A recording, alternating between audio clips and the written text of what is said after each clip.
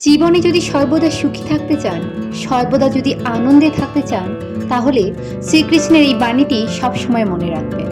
আমরা প্রতিনিয়তই আমাদের জীবন নিয়ে এতটাই ব্যস্ত হয়ে পড়ি যে আমরা বাস্তবটাকে বুঝতেই পারি না। সেটাকে নিয়ে চিন্তা ভাবনা করার মতো সময় আমাদের কাছে নেই। আমরা সব সময় কি হবে, কি হতে পারে, এই সব চিন্তা নিয়েই মশগুল হয়ে থাকি।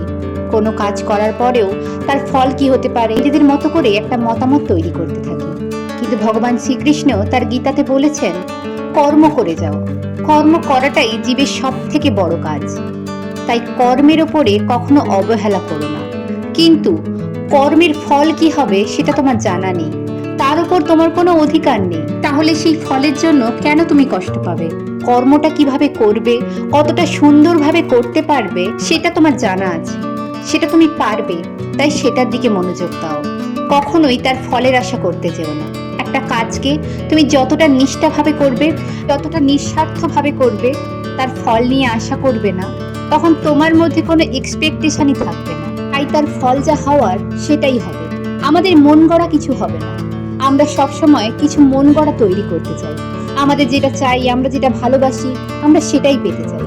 কিন্তু যেটা হওয়ার সেটাই হচ্ছে, যা হবে সেটা ভালোই হবে। তাই সেসব নিয়ে ভালো বা খারাপ কোনোটাই আমাদের ভাবার দরকার নেই।